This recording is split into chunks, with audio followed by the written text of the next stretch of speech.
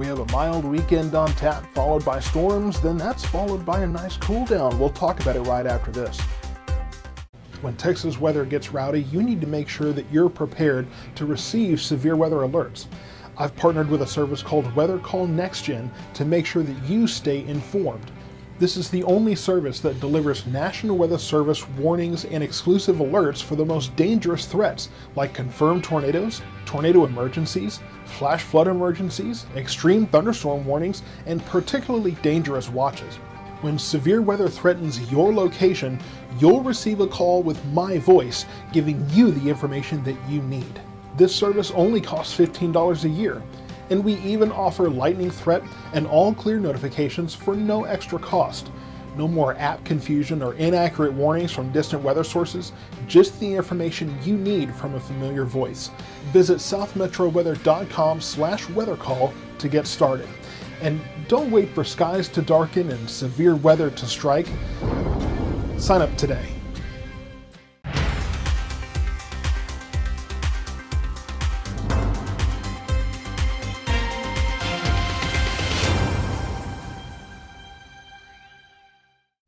I have a helper with me today, and Charlie wants to show you what happens when you wear green on the green screen.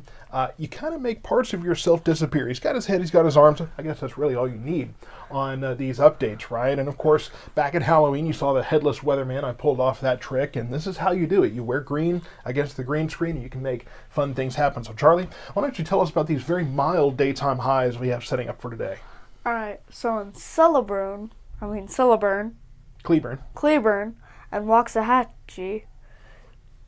Cleburne is 75 degrees, but Waxahachie is 76 degrees, and then Hillsboro and Corsicana,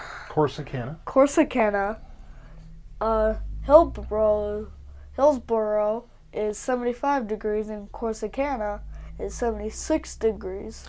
Let me show you a trick. Since I'm on this end of the green screen, come over here, turn towards me, read that graphic over there, that monitor. So we got monitors on either side, yeah, so you can actually see what is going on behind you. Let's talk about these overnight lows. So overnight, Cleburne is going to be 57 degrees, and Waxahachie is also going to be 57 degrees, but in Hillsboro and Corsicana, they are gonna overnight. It's gonna be 58 degrees.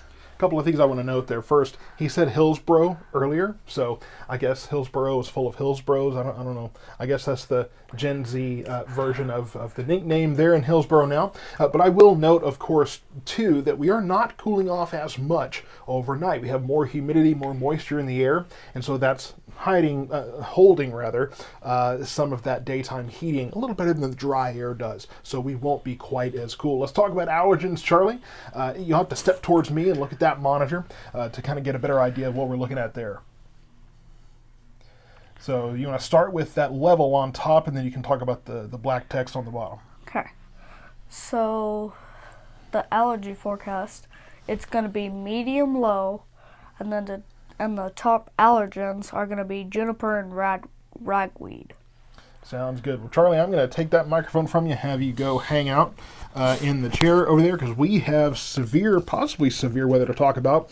We have a lot going on over the course of the next week here. We have cooler temperatures on the way, but we do have those severe storms that are possible as well. We'll get into the tropics. I'll post an update later today. Not much to talk about, not nearly as much as we need to cover here. We have this low pressure system developing in Southern California. That's going to make its way into northern Mexico, quite far down south, before it ejects up to the northeast and brings storms to our area Monday. We'll see those start late Sunday going into Monday there, early Monday morning. Then I say early, not that early actually, that they come through here, but it'll be earlier in the morning when we'll see that developing to our west. So we'll see that move in, could be strong to severe, and then behind that, you can already see the next system making its way onto the Pacific Northwest coast. That will bring our much cooler temperatures. Although I will say, starting to back off. The temperatures a little bit, not quite as cool as maybe we expected it might be. That has a tendency to happen. We get closer to those fronts and they start to moderate. We start to kind of see some changes in that forecast. But of course, for now, for the next few days, high pressure is in place, and that is allowing all of this Gulf moisture to move in, setting the stage for those storms, but also increasing our humidity across our area. Let's kind of time this out, and we're going to kind of make some big leaps here as we get into the Sunday forecast. Sunday morning, we'll see clouds. We'll see a few showers out there. Might get a little bit of a break for Sunday afternoon. Now, getting into Sunday evening, more showers and thunderstorms. This has a little band developing from about Austin up towards Tyler, making its way north. We may see a few of those. Some of those could bring some stronger storms. Not really much of a concern for Sunday, but we could see a few of these little bands of Gulf moisture making their way through. Could bring some rumbles of thunder. Out west Texas, all the way from the Rio Grande up into the Panhandle. Very much needed rain out there. Could be some pretty substantial rain from Big Spring and Midland all the way up towards Vernon. There could be some pretty impressive rain amounts. Now, as we get into early Monday morning, showers and thunderstorms continue, but you see much more substantial activity across West Texas. You see the radar lighting up here. And then as we get into 4 a.m., this is when you start to see things get a little more organized out to the west. The other thing I want to bring your attention to is you see all these lines. These are isobars. When you get those really close together, you get those tighter gradients. That's where you increase your wind speeds. That will be significant. 7 a.m. Monday morning, we see a line developing to our west and making its way. And then by 10 a.m., we should have a much more organized, but probably thin, quickly moving line of showers and thunderstorms making its way through our area. Some of these could be strong to severe. The main concern here is going to be gusty winds. Again, like I said, you see how close these isobars are, these lines. That's going to mean gusty winds behind that line as well. But once this moves through, hey, we're done with the storms. But we will be watching the leading edge of that for a possible spin-up tornado or two. Not likely, but possible anytime you have those strong winds, some of that wind shear out ahead of that line. So we will keep an eye on all of that for you. By 1 o'clock Monday, could have some showers behind the line, but the heaviest of this is moving into East Texas. So I want to show you the severe weather threats for our area. We are under a marginal risk for Sunday. Again, it could be a stronger storm or two, bring some gusty winds, maybe some small hail. Really not expecting much. And then as we get into Monday, this is where we have that slight risk of severe thunderstorms, mainly associated with that line that will be moving through.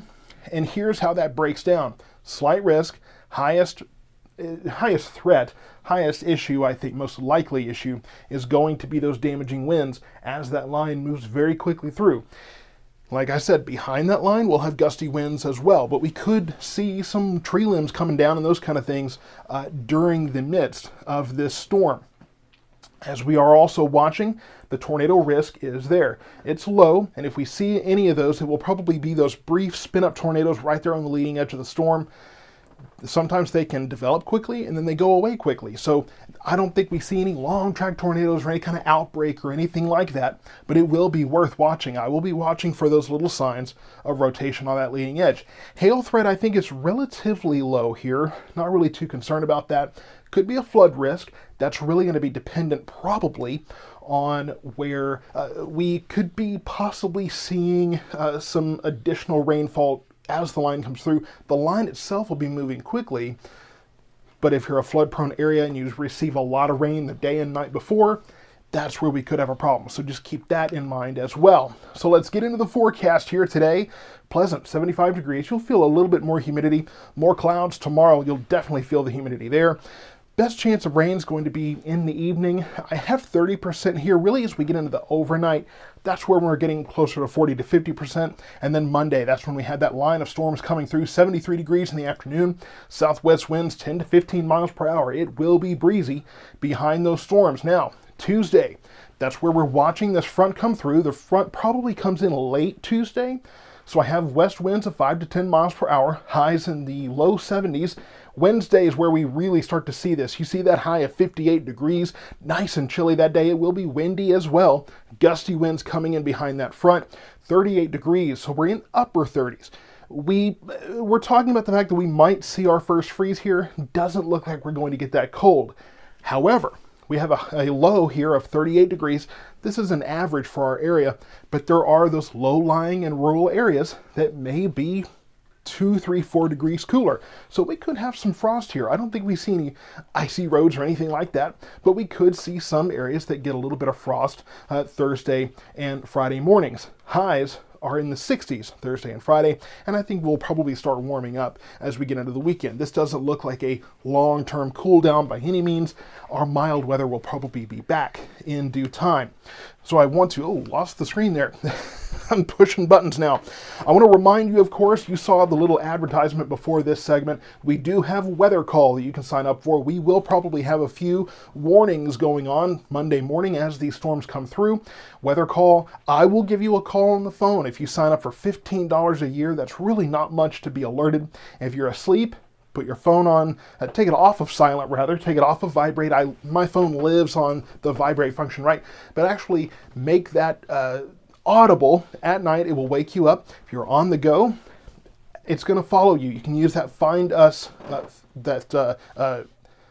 feature to allow it to change from the address you set it up with to wherever you may be located, so that you're staying informed on the go.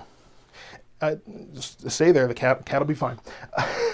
So, I mean, it covers everything from tornadoes, including tornado emergencies, and observed tornado warnings, or just your run-of-the-mill tornado warning, right? Severe thunderstorm warnings, extreme warnings with those particularly large hailstones, damaging winds, flash flood emergencies, extreme wind warnings, those kind of things. Any of that you want to be aware of, we will keep you informed when you sign up for Weather Call. So you can go to southmetroweather.com/weathercall to get signed up for that and send me any questions you have. But we want to make sure you're informed on that. This is a new feature we have at South Metro Weather, trying to get everybody plugged in so that everybody stays informed. Stay tuned to South Metro Weather. We're going to continue to bring you updates on the storms headed our way, as well as that nice fall cool down towards the middle of the week.